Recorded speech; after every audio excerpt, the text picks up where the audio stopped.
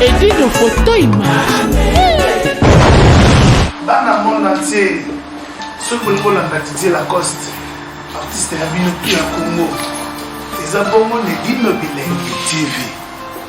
Chaîne Bayaya, Edino Bilengi TV.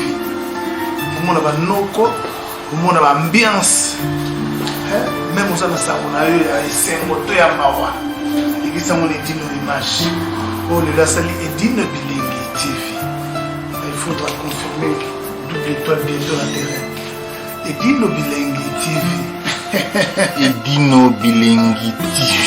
Vous sentez que non? Edino Zopesa Bilengi. C'est-à-dire, vous s'abonnez massivement à Edino Bilengi TV. Vous ne serez jamais déçus parce que le programme il y a mystique, il y a kafou. Donc, vous se retrouvez quoi? Edino, Edino quoi? Nous t'abandonnons ma solo. Baya, mais Edino n'est number one. Vous s'abonnez à Edino Bilengi TV. Vous allez déjà vous séparer. Vous séparer déjà. D'accord. Bana photo, bana États-Unis, bana Asie, bana Australie, bana Afrique. Chaîne Nabino Yangoyo. Edino Bilengi TV. Yangonde makam. Yangonde esali ki biso bana photo, toye bana. Que biso banso, to s'abonner massivement. Yangonde sukisi makam na kati ya photo. Masolo ya sika pour la cérémonie na bino, pour la mariage, anniversaire, baptême, na ba cérémonie nyonso, ba événement nyonso. Alors Congo Vibration et il biso gâteau ya sika na kombo ya gâteau Vibration et kokuma mana chariot aquarium. Alors pour la kozwa gâteau oyo, ko contacter na numéro oyo 06 23 98 88 88. Et pour des amis numéro Zali 07 83 08 66 04. Congo Vibration et Elibiso Masolo ya sika. Gâteau vibration ni par ailleurs. Et kokumba mana chariot aquarium. Chariot aquarium on kokuta yango na Congo Vibration. Gâteau eza elengi pintalo moke. À négociable. Vraiment, ceux qui ont lingi kozwa gâteau kitoko pour la fête na yo, pour la libala na yo, pour l'anniversaire na yo, to pour la baptême na yo. Luka Congo Vibration. Au bengi bango na numéro à 06 23 98 88. Deuxième numéro est 07 83 08 66 04. Alors, Congo Vibration et l'émission Masolo ya Sika avec chariot aquarium. Nous Masolo ya Sika. Masolo oyo et Salamana l'hôtel nulle part ailleurs.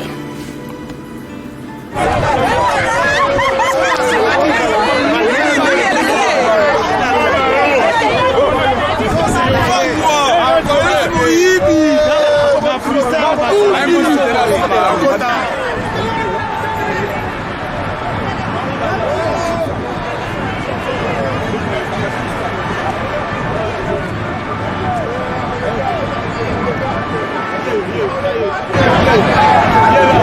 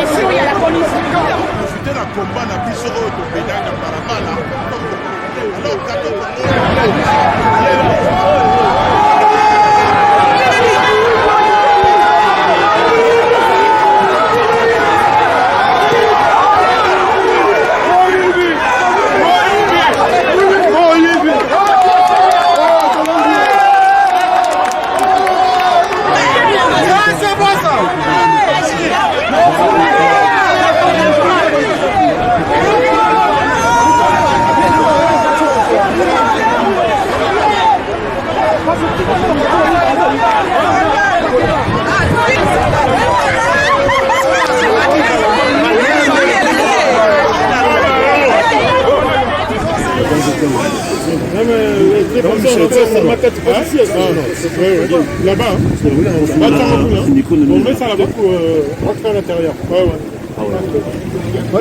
Michel Cotson. Non, non, il y a pasteur. La mode, la mode. Il met d'ailleurs la voiture là-bas.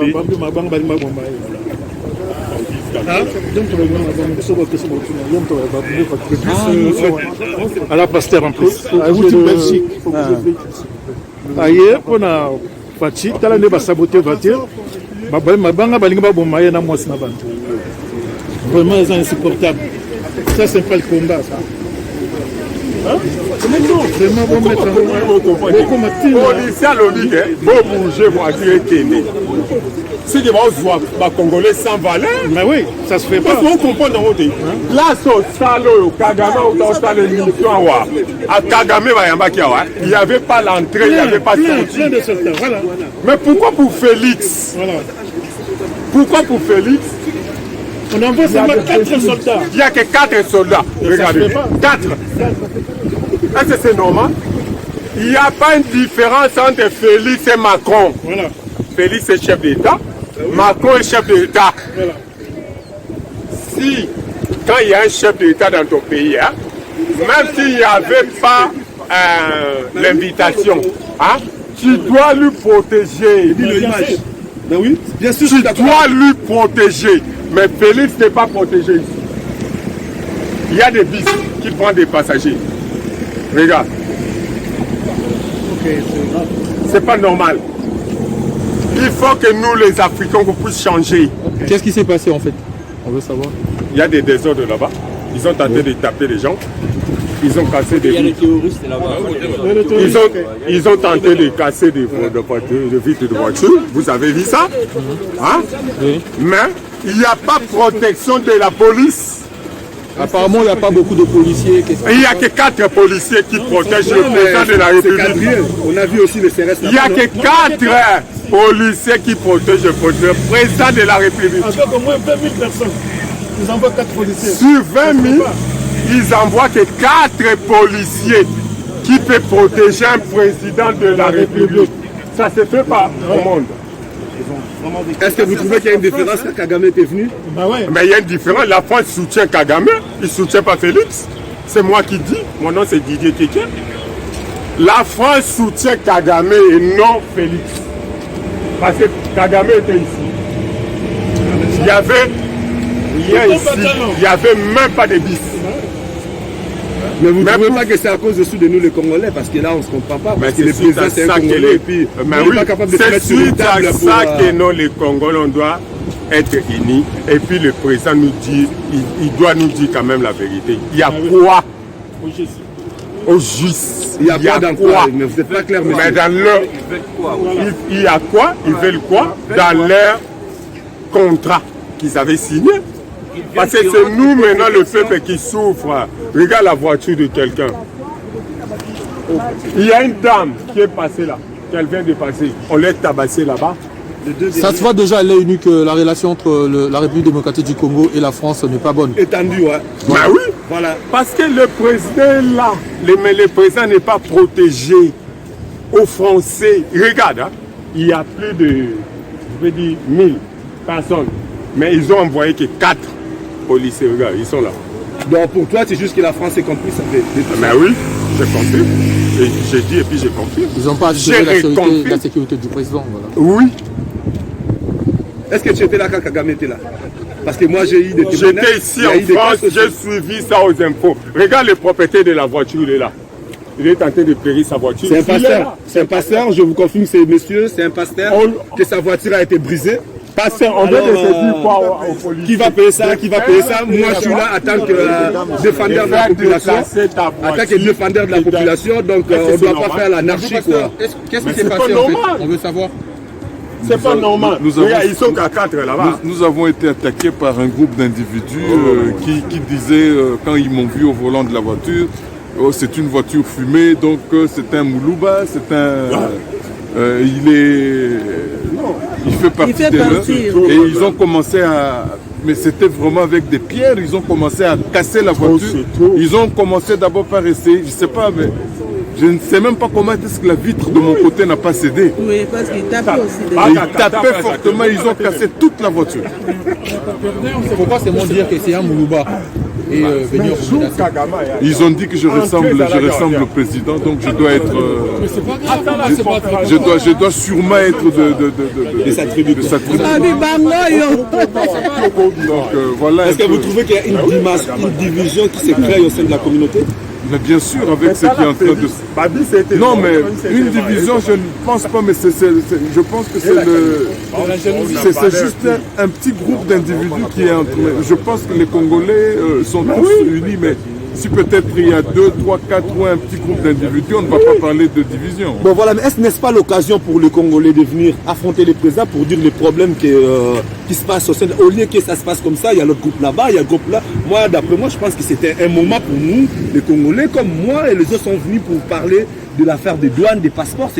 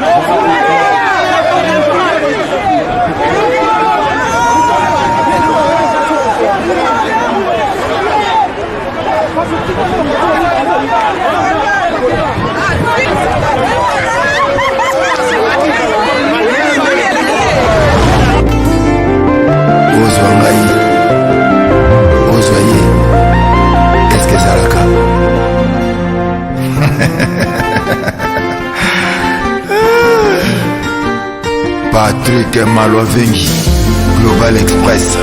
Nakutu bana ya Afrique esika ya siri bana kutia biloko na yo izali bongo na Global Express. Angola, Brazza, Kinshasa. Vous avez un problème, vous avez besoin de biloko. Global Express izali agence ya siri o ba kutia biloko pe uzia ngo na assurance nyonso. Bakifuna nyonso na lokeno na Angola. Wapi? Global Express. Batu kuzana na Kisasa so batilio biloko awa na Global Express na poto na France awa wana ukuzwa yango na Pusuzano numero 9 na Kasavu. Bana King, bana Mikili, bana Belgique, bana Saint-Etienne, bana France Mobimba. Babi agence ezaka moko. le Global PM Express. Patrick Maloven. À Air d'ouverture, la chose à l'île de lundi à samedi, de 9h30 à 19h30. Vous avez la photo. On dit que tu as bureau pour en Afrique. Mais aujourd'hui, Global PM Express, ils ont ici à Koukoulmate. Ils ont vraiment la Satorus. Soit la Satorus, au côté Satorus. Au tournée numéro 27, Green Léon, Bandikou. Wana okumana Global PM Express. Global Express, ils ont aidé la population congolaise, communauté Nabiso en France, pour la reçu la dévolution basée à l'étranger, précisément à Congo, Kinshasa, Angola et Brazzaville. Nous avons toujours team de la police, nous avons fait par conteneur, le fret maritime, nous avons le fret aérien et le team dans l'avion. Le team de la petite police, la police express, aussi là des jours. Et ce qui est à Wanate, nous avons un service funéraire. Au cas où aujourd'hui pour un décès, pour hésiter tout le monde a mis au fouti à la poto, au salut maramio sur ma kin, la ndenge et abisso batapoto, au l'équipe agence, au jus DVD nayo, au monde ndenge prestation et les kaki nakin, selon boum nayo. Bandikou, Global PM Express, ils ont agence yassi, oh bah vous tiens biloko, mais vous y en assurance nyoso. Pour la biso awa, ils ont rapidité, confiance, non sérieux. Global Express, rapidité, confiance, sérieux. Là, si vous avez vu logo, c'est vrai que vous avez dit que vous avez vu